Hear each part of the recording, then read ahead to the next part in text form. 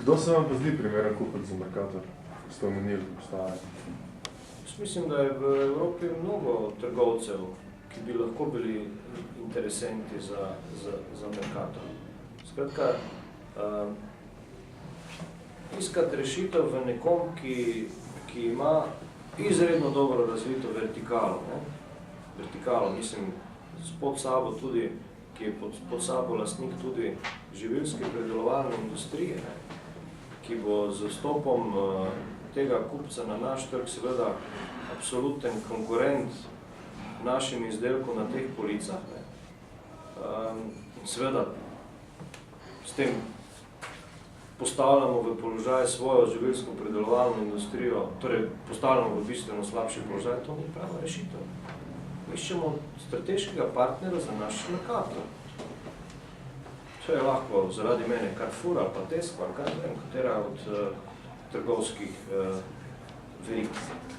Je pa nekdo, ki rešuje svojo kožo, ki rešuje svoj, to ne bom rekel, stoj na plečih ene pomembnejših slovenskih firm.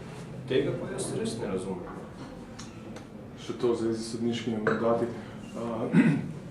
Kako bi v ukinitvi trajnih mandatov ohranili sodno avtonomijo sodnikov? Neodvisnost sodstva je sveta stvar. In zagotovo bi ta način, ki je že zdaj obstoječ, da se sodnik pač na prvo imenuje v državnem zboru, to bi obdržali.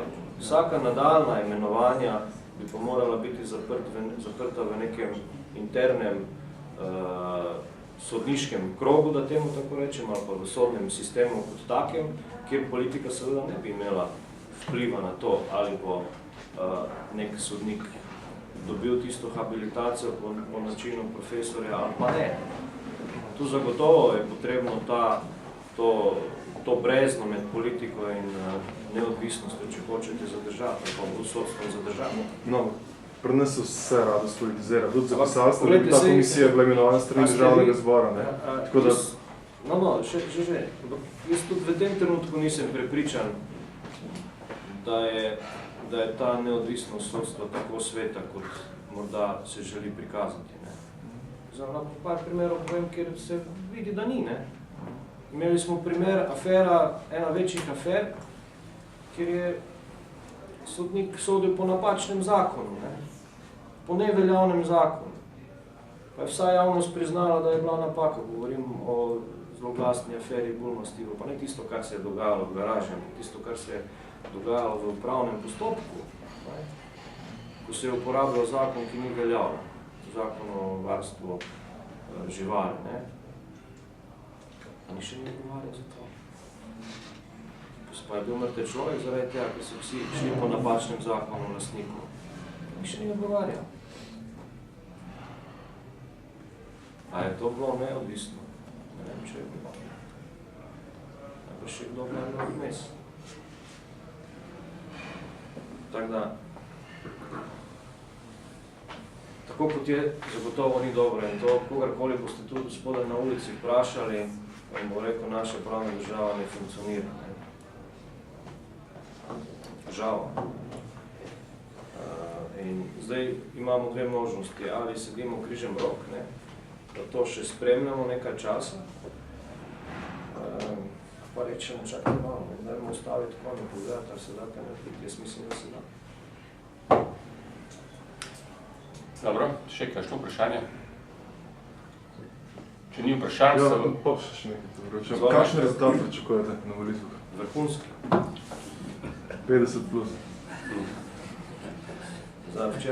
Prejšnji teden so me vprašali, če pričakujemo dvoštevilčni rezultat, sem rekel, ne, mi pričakujemo otrok. Malo za šalo, malo za res. Jaz mislim, da je stranka za svojim delom v zadnjem mandatu dokazala, da je praktično edina racionalna izbira, da je stranka, ki je v tem mandatu delovala po načelu zdrave kmečke pameti, če hočete. In jaz pravim, da te zdrave kmečke pameti potrebujemo v tem mandatu še več. več razuma, več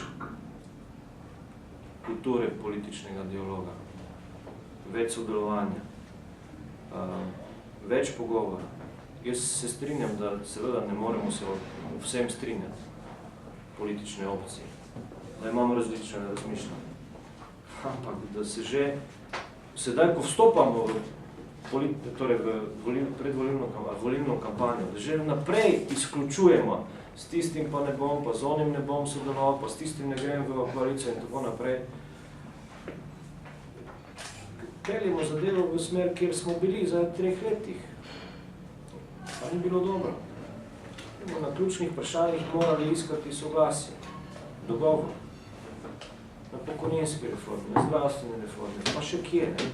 To sta samo 2, ki sta ključni, da jih rešimo v prvem letu mandata. Se bomo mogli pogovarjati. Glede na to, ali bo to Zoran Janković, ali bo to Janez Janša, ali pa Gregor Virant, ali pa kdorkoli že, pa. Se bomo mogli pogovarjati. Ben drugače vprašam, kakšen bi bil slab rezultat? Slab rezultat bi bil slabši od prejšnjih volitev.